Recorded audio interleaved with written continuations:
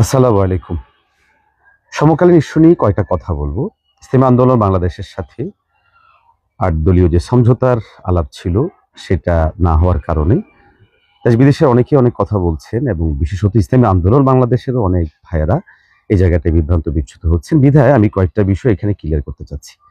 ১ নম্বর বিষয় হচ্ছে আমরা দেখছি যে এখানে মিডিয়ার একটা গেমিং চলতেছে, মাইন্ড গেমিং। সেটা হচ্ছে ইসলামী আন্দোলন বাংলাদেশ তারা ঐক্য বিরোধী, ইসলামী আন্দোলন বাংলাদেশ তারা জামাত জোট থেকে বের হয়ে গিয়েছে। আমরা অত্যন্ত সম্মানের সাথে মিডিয়াগুলোকেও বলবো এবং যারা কথাগুলো প্রচার করছেন তাদেরকেও বলবো, এখানে কোনো সময়ই জোট কিংবা ঐক্যের আলাপ ছিল না, ছিল সমঝোতার আলাপ। অতএব সমঝোতার আলাপে সাধারণত যে বিষয়গুলোকে সামনে রেখে সমঝোতা আগাচ্ছিল সেগুলো হয়নি বিধায় ইসলামী আন্দোলন বাংলাদেশের সাথে সমঝোতা হয়ে ওঠেনি। বাস এটা এতটুকুর মধ্যে রাখা গেলেই আমার মনে হচ্ছে যে ভালো হবে। দেখুন, বাংলাদেশে ঐক্য বলেন, সমঝোতা বলেন, জোটবদ্ধ রাজনীতির কথা বলে যে দলটা সবচেয়ে বেশি করেছে সেটা কিন্তু বাংলাদেশ জামাত ইসলামী। কখনো আওয়ামী লীগের সাথে করেছে, কখনো বিএনপির সাথে হয়েছে, আবার এখন ইসলামী এবং অন্যান্য দলগুলোর সাথে হচ্ছে। কিন্তু এটা যে একদম স্থির থাকবে এবং চিরস্থায়ীভাবে থাকবে ব্যাপারটা এমন না। আমরা দেখেছি অতীতেও সমঝোতার বিষয়টা নিয়ে এদিক সেদিক হয়েছে, আগামী দিনেও হতে পারে। অতএব আমাদের কথা থাকবে যে এখানে যা সমঝোতার একটা আলাপ ছিল সেটা হয়ে ওঠেনি। কেন হয়নি আমরা সেটা ব্যাখ্যা অবশ্যই আপনাদের সামনে দিব। দ্বিতীয় হচ্ছে, আজকে যখন ইসলামী আন্দোলন বাংলাদেশ সমঝোতায় যায়নি কেন, এখানে ইসলামী আন্দোলন বাংলাদেশের সাথে দুটো কথা বলা হয়েছে। এটা হচ্ছে আমাদের মৌলিক যে নীতির আদর্শের কথা। দ্বিতীয় হচ্ছে আমাদের সাথে এখানে অসম্মান বোধ করেছেন।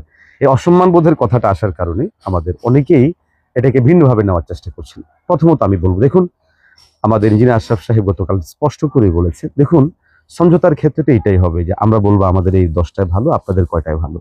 কিন্তু দেখা গেল যে আমাদের দলগুলো ইসলামী আন্দোলন, বাংলাদেশ খেলাফত মজলিস, খেলাফত কম বেশ সবাই তাদের জায়গা থেকে তাদের এইগুলোকে নোট দিয়েছে যে আমাদের এইগুলো ভালো লাগে। কিন্তু আমরা দেখলাম যে অপরদিকে বাংলাদেশ জামাত ইসলামী তারা বরাবরই সেটাকে গোপন রেখেছে। এটা আমাদের মোহতারাম আমিরও বলেছেন, কাজী আতাউর রহমান ভাই বলেছেন এবং আমাদের যারা লেয়াজুতে ছিলেন তারাও বলেছেন। আশা করি অন্যান্য দলের যে সমস্ত ভাইরা এখনো তাদের জোটে আছেন তারা এই জায়গাটায় সম্মত হবে।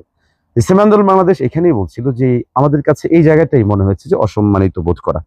আরেকটা হচ্ছে, আপনারা যেটা খেয়াল করেছেন যে যখনই সমঝোতার আলাপ শুরু হয়েছে তখন আমরা দেখলাম যে বিভিন্ন পত্রিকা যারা জামাতের ভাইদের নিয়ন্ত্রিত বা বিশেষ করে তাদের বিভিন্ন আইডি গুলো থেকে ইসলামী আন্দোলন বাংলাদেশকে অনেক বেশি আসন চাওয়া দল হিসেবে বা অনেক বেশি ক্ষমতা চাওয়া, অনেক বেশি পাওয়ার চাওয়া দল হিসেবে উপস্থাপন করে বিভিন্নভাবে করা হচ্ছিল। এখানে মজার কথা হচ্ছে, কোনো কোনো ভাই বলেন যে ইসলামী আন্দোলন বাংলাদেশের নেতাকর্মীরা যেভাবে কথা বলে জামাতের নেতাকর্মীরা কথা বলে না। প্রিয় ভাই সব, আপনাদের নেতাকর্মীরা কথা বলে না, আপনারা এর চেয়ে বড় জায়গা থেকে কথা বলে, সেটা হচ্ছে আমাদের দেশের মতো পত্রিকায় বিভিন্ন মিডিয়া দ্বারা আপনারা কথা বলে।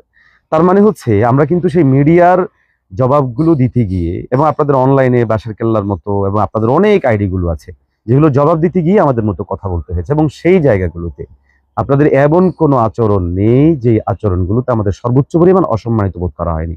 অতএব আমরা দেখেছি অসম্মানিত বোধের সর্বশেষ যে রূপটা সেটা ছিল বিভিন্ন জরিপ দেখানো, ন্যারেটিভ দেখানো, 1000-1200 মানুষকে সামনে এনে বা ইসলামী আন্দোলন বাংলাদেশকে দেখানো যে এটা একদম কোনো দলই না। এবং আমরা দেখেছি এটা পরিকল্পিত ছিল, কারণ সর্বশেষ যে ন্যারেটিভ একটা জরিপ দেখানো হয়েছিল সেখানে জোটবদ্ধ অন্য দলগুলোকে না এনে শুধু ইসলামী আন্দোলন বাংলাদেশকে আনা হয়েছে।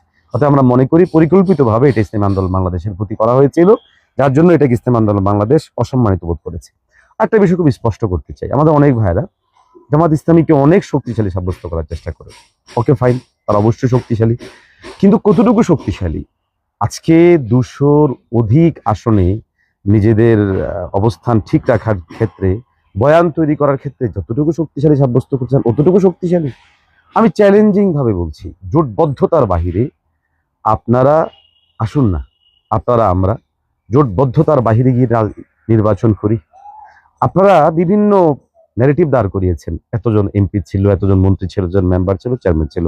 প্রিয় ভাইয়েরা, আপনাদের প্রতি অসম্মানিত বোধ না করে পরিষ্কার করে বলছি, আপনাদের রাজনীতিটা 85 বছরের এবং আজকে 86 বছরে পড়েছে। নাম্বার 2, আপনারা বরাবরই হয় আওয়ামী লীগের সাথে অথবা বিএনপির সাথে অথবা ভিন্ন কারোর সাথে আপনারা রাজনৈতিক অ্যালায়েন্স করে করে অগ্রসর হয়েছেন। অতএব এককভাবে আমাদের অর্জন যে বয়ানটা আপনারা দিচ্ছেন এটা কিন্তু একদমই সঠিক নয়। আচ্ছা, আগের কথা আরেকটা বিষয় জরুরি রয়ে গেছে, সেটা হচ্ছে যে অসম্মানিত বোধ যেটা আমরা খেয়াল করেছি যে কয়েকটা আসন নিয়ে আলাপ হচ্ছিল, এটা আমাদের ব্যাপারে হোক, বাংলাদেশ খেলাফত মজলিসের হোক, খেলাফত মজলিসের হোক, সবার ব্যাপারে একটা কথা বলা হচ্ছে, এটা কি জিতে আসতে পারবে? 40টা কি জয়ী হতে আসতে পারবে? 50টা কি জয়ী হতে আসতে পারবে? বাংলাদেশ খেলাফত মজলিস কি 20টা জয়ী হতে পারবে? মানে যতগুলো আসন দেওয়া হয়েছে প্রত্যেকের ব্যাপারেই কথা একটা, ওনারা কি জয়ী হতে পারবে? কি অবাক কাণ্ড! তার মানে কি, জোটবদ্ধ আন্দোলনেও আপনারা কিন্তু বারবারই অন্যান্য দলগুলিকে অসম্মানিত বোধ করছেন, এবং যাদেরকেও কয়েকটা আসন ছাড়া হয়েছে প্রত্যেকের ক্ষেত্রে কথা একটাই বলা হচ্ছে, নিশ্চিত বিজয়ীর আসনটা ছেড়ে দেওয়া হয়েছে। যাই হোক, আমরা মনে করি যে এই জায়গায় ন্যারেটিভ তৈরি করাটাই আজকের এই ঝামেলা তৈরি হওয়ার পেছনে বড় কারণ। দেখুন, আরেকটা বিষয়, যেটা এনসিপি তারা বেশ শক্তিশালী না ইসলামী আন্দোলন বেশ শক্তিশালী, এই তুলনাটাই একদম অপ্রয়োজনীয়। ইসলামী আন্দোলন বাংলাদেশ 45 বছরের এই ইসলামী আন্দোলন বাংলাদেশ প্রায় আজকে 40 বছরের সংগঠন। এনসিপি মাত্র সংগঠিত হলো। হ্যাঁ, তাদের বড় একটা ভূমিকা জুলাই আন্দোলনে, কিন্তু জুলাই আন্দোলন তারা এককভাবে করেছে। দ্বিতীয় হচ্ছে যে ছাত্র নেতৃত্বরা করেছিল, ছাত্র নেতৃত্বদেরকে শুধু এই একটাই সাইনবোর্ড, সেটা এনসিপি, বরঞ্চ ডজন খানেক দেখতে পাচ্ছি। আজকে যে হাদিকে নিয়ে সারা দেশ উত্তাল, সেখানে ইনকিলাব মঞ্চ তো ভিন্ন একটা প্ল্যাটফর্ম ছিল। একইভাবে আমরা দেখেছি আরো বিভিন্ন প্ল্যাটফর্ম রয়েছে। অতএব এনসিপিকে ইসলামী আন্দোলন বাংলাদেশের সাথে মোকাবেলায় এনে ইসলামী আন্দোলন বাংলাদেশের সে শক্তিশালী হিসেবে দাঁড় করানোর যে বিষয়টা, আমরা মনে করি এটা পরিকল্পিতভাবে ছিল, এবং এটা সুস্পষ্টভাবেই মূলত একটা ঝামেলা তৈরি করার জন্যই ছিল। এখানে আরেকটা গুরুত্বপূর্ণ বিষয় হচ্ছে, যারা অনেকেই প্রশ্ন করছেন, সেই প্রশ্নটা হচ্ছে যে আসলে ঝামেলাটা কোথায় সর্বশেষ। কারণ এখানে ধর্মীয় বয়ান আছে, তাদের নেফাকির কথা আছে, বিভিন্ন সম্মানিত অসম্মানিত সবগুলো শেষ করেও তো ইসলামী আন্দোলন বাংলাদেশ শেষ পর্যন্ত ছিল। তাহলে শেষ পর্যন্ত ছিল, এখন আর নেই কেন? এটা অনেকের মনে প্রশ্ন। আমি এই জায়গাটা পরিষ্কার করবো, এবং বিশেষ করে আমার এই কথাটা ইসলামী আন্দোলন বাংলাদেশের সারা পৃথিবীতে থাকা নেতাকর্মী ভাইদের উদ্দেশ্যে আমি বিষয়টা বলবো। প্রিয় ভাই সব, আমরা বরাবরই বলেছি, আমরা সাময়িক কোনো রাজনৈতিক চিন্তাকে সামনে রেখে রাজনীতি করি না। আমরা শুধুমাত্র এই নির্বাচনকে সামনে রেখে আমাদের সমস্ত কার্যক্রমের কে আমরা সামনে আনিনি। এই নির্বাচন আমাদের জন্য একটা নির্বাচন, সামনে আগামী 5 বছর পর আরেকটা নির্বাচন আসবে। অতএব এই নির্বাচনকে কেন্দ্র করে আমরা যতটুকু কাজ করব, অবশ্যই সেক্ষেত্রে আমাদের দল এবং আমাদের যে আদর্শ, সেই জায়গাটা অবশ্যই আমাদেরকে রাখা লাগবে। আপনাদের জন্য বলছি, আজকে যে পুরো বিষয়টা ঘটলো, আপনারা খেয়াল করেন কিনা জানি না, সর্বশেষ জামাত থেকে যে ঘোষণা এসেছে, বা সেদিকে 8 ও 10 দলীয় জোট থেকে যে ঘোষণা এসেছে, সেই ঘোষণায় ইসলামী আন্দোলন বাংলাদেশের জন্য যে আসনগুলো রাখা হয়েছিল, সেই আসনগুলোর দিকে আপনি একটু খেয়াল করলে দেখবেন, ইসলামী আন্দোলন বাংলাদেশকে সমূলে উৎপাটন করার জন্য, এক কথা ইসলামী আন্দোলন বাংলাদেশকে রাজনীতিকে নাই করে ফেলার আয়োজন সম্পূর্ণভাবে ক্লিয়ারলি করা হয়েছিল। প্রথমে আপনারা কয়েকটা বিষয় ক্লিয়ার হন। দেখুন, আসন এখানে অবশ্যই একটা গুরুত্বপূর্ণ বিষয়। আমি আবারও বলছি, আসন অবশ্যই একটা গুরুত্বপূর্ণ বিষয়। কারণ ইসলামী আন্দোলন বাংলাদেশ অঞ্চল ভিত্তিক নয়, ইসলামী আন্দোলন বাংলাদেশ ব্যক্তি কেন্দ্রিক নয়, ইসলামী আন্দোলন বাংলাদেশ সাময়িক কোনো আন্দোলন সংগ্রামের নাম নয়, দীর্ঘমেয়াদী পরিকল্পনা নিয়ে অগ্রসর হওয়া একটি দলের নাম। অতএব দলের রাজনৈতিক কার্যক্রমকে গোটা দেশে সচল রাখতে হলে এখানে আসনটা অবশ্যই গুরুত্বপূর্ণ ছিল, এবং সেটা এখনো পর্যন্ত গুরুত্বপূর্ণ রয়েছে। আপনি একটু করে খেয়াল করলে দেখুন, আজকে আমাদের যাদের সাথে সমঝোতা আলাপ হয়েছিল, তা আমাদের ওই ভাইয়েরা আমাদের সাথে সমঝোতায় আসনের ক্ষেত্রে এই কমতি, এর পিছনে যারা সবচেয়ে বেশি শক্তিশালী দলিল দেখাচ্ছে যে আপনাদের কি শক্তি আছে আমাদেরকে দেখান। আজকে যদি ইসলামী আন্দোলন বাংলাদেশ 40টা আসনে রাজি হয়ে যাবে, তাহলে সারা দেশে যখন তাদেরকে প্রার্থীতা ছেড়ে দিতে হবে, আপনি আমি কি শুধু এবারের জন্যই সমঝোতা করলাম? তাহলে আগামী দিনে ইসলামী আন্দোলন বাংলাদেশকে আদৌ এই 40 আসনের বাইরে যাওয়ার সুযোগ আছে? এরপরে এই 40 আসনে ইসলাম আন্দোলন জিতবে এই সম্ভাবনা আপনাকে কে বললো? কারণ যাদের সাথে আমরা সমঝোতায় গিয়েছি, আপনারা দেখেছেন তাদের নেগেটিভ, তারা আমাদেরকে 0% কম শক্তিশালী মনে করছে। তারা আমাদের সাংগঠনিক শক্তিকে একদম নির্মূল করে ফেলার বা মনে করছে কিছুই নাই। আমার মতো ব্যক্তিকে বলছে যে আমার আসনে আমি 500 ভোট পাবো না, এবং তারা বলার চেষ্টা করছে যে আমরা তৃণমূলে কোনো কাজ করি না, আমরা 6 মাস ধরে আলহামদুলিল্লাহ মাঠে ময়দানে কাজ করছি। হ্যাঁ, যদি তাদের সাথে আমাদের সমঝোতা না হতো, তাহলে আমাদের কাজে যে পাওয়ার হতো, সে পাওয়ারটা হয়নি। আমরা উদারতার জায়গা থেকে তাদেরকে আমরা আমাদের সঙ্গে রেখেছি, যে ভুলের কারণে আজকে আমাদেরকে এই পর্যায়ে আসতে হয়েছে। তাহলে আপনারা ভাবুন, ইসলামী আন্দোলন বাংলাদেশকে 40 আসনে যদি নির্বাচন, আমি কেন 40 বললাম? কারণ সেখানে যে 50টা দাবি করা হচ্ছিল, সে 50টা সেখানে নাই। এর মধ্যে 5টা ওপেন, এগুলো বাদ দিতে পারেন, রইল 45টা। এর মধ্যে আরো কিছু আছে যেগুলো ঝামেলা আছে। তার মানে 40টা নির্বাচন করার মানে হচ্ছে আগামী নির্বাচন ইসলামী আন্দোলন বাংলাদেশের এই 40-এর বাইরে যাওয়ার কোনো সুযোগ ছিল না। তখন আপনারাই তখন বলতেন যে না, তাহলে সমঝোতায় আমাদের থাকতে হবে, তার এই কয়টাতে আমাদের শক্তি। তার মানে হচ্ছে ইসলামী আন্দোলন বাংলাদেশের রাজনীতি একদমই শেষ হয়ে যেত। এরপর আসুন এই 40টার অবস্থানও খেয়াল করুন। আচ্ছা, ঢাকা হচ্ছে রাজনীতির সেন্ট্রাল জায়গা। আপনি খেয়াল করলে দেখবেন ইসলামী আন্দোলন বাংলাদেশকে টোটাল ঢাকা শহরে কয়টা আসন দেওয়া হয়েছে, এবং যে আসনের কথা ঘোষণা করা হয়েছে সম্ভাবনাময় কটা। সম্ভাবনার জায়গাটার অবস্থা কি? আমাদের সম্ভাবনার জায়গা ছিল ঢাকা 5, সেই ঢাকা 5কে উন্মুক্ত রাখা হয়েছে। আমাদের তুলনায় সম্ভাবনার জায়গা হচ্ছে স্বাভাবিকভাবে আমাদের মেয়র ইলেকশন করেছেন ফজলে বাড়ি মাসুদ ভাই, উনার আসনটা, সেটা এনসিপি কে আমাদের কথা ছাড়াই দিয়ে দেওয়া হয়েছে। প্রিয় ভাইয়েরা, বিষয়টা বোঝার চেষ্টা করুন। সারা দেশে আপনি যখন খেয়াল করবেন একই অবস্থা দেখবেন। আমাদের কুমিল্লাতে 11টা আসন, 11টা আসনের মাত্র একটা দেওয়া হয়েছে।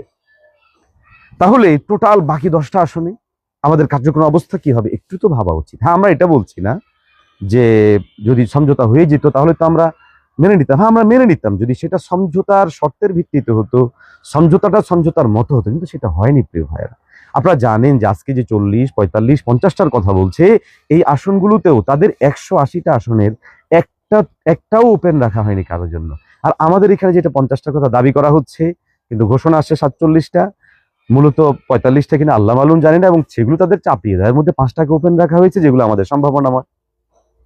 একইভাবে আপনি বিন্যাসটা খেয়াল করলে দেখবেন এমন ভাবে করা হয়েছে যেখানে এনসিপির সাথে আমাদের ঝামেলা রয়েছে, বাংলাদেশ খেলাফত মজলিসের সাথে ঝামেলা রয়েছে। এখন আপনারাই বলুন, সমঝোতার এই সময়ে এসেও মাত্র কয়েকটা আসনকে সামনে রেখে একটি দল কি সিদ্ধান্ত গ্রহণ করবে? বাকি হচ্ছে আরো যে সমস্ত বিষয়গুলো ছিল সেটা আমি নাই বললাম।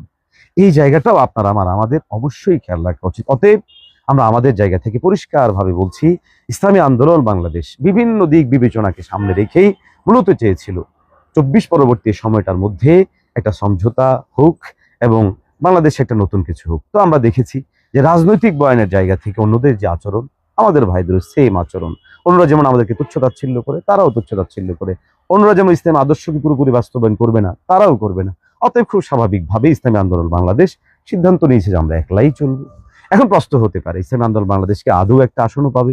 আপনার ধারণা অনুযায়ী হয়তো নাও পেতে পারে। তবে ইসলামী আন্দোলন বাংলাদেশ তার রাজনীতির জন্য এটা কি একমাত্র গুরুত্বপূর্ণ মনে কখনোই করেনি, আগামীর দিনেও করবেন। হয়তো এতটুকু হবে, ইসলামী আন্দোলন বাংলাদেশ আরেকটা সুযোগ হারালো যেখান থেকে তারা আসন পাবে না। তবে ইতিহাস অবশ্যই কথা বলবে, ইসলামী আন্দোলন বাংলাদেশ এই জায়গা থেকে নিছক শুধুমাত্র স্বার্থের দিক, ব্যক্তিগত স্বার্থের দিক চিন্তা করে তারা সরে পড়েনি, বরং ইসলামী আন্দোলন বাংলাদেশ সামগ্রিকভাবে সমস্ত বিষয়গুলোকে সামনে রেখে এই সিদ্ধান্ত গ্রহণ করেছে। অতএব আমরা আমাদের জায়গা থেকে পরিষ্কারভাবে বলছি, ইসলামী আন্দোলন বাংলাদেশের এই সিদ্ধান্তটা এই সময় এসে অবশ্যই যথোপযুক্ত ছিল, সঠিক ছিল। আর যারা অপরাপর ভাইরা সিদ্ধান্ত গ্রহণ করেছেন তাদেরটাও সঠিক ছিল। সর্বশেষ একটা কথা বলতে যাচ্ছি, কেউ কেউ প্রশ্ন করেন সমঝোতার এই মিশনে বাকি তো আরো অনেকগুলো দল আছে, আপনারা নেই কেন? তারা থাকতে পারলে আপনারা নেই কেন? খুব সহজ বিষয়। তাদের যে শর্ত সরায় ছিল, চাহিদা ছিল, সেই আলোকে তারা পেয়েছে, সমঝোতা হয়েছে।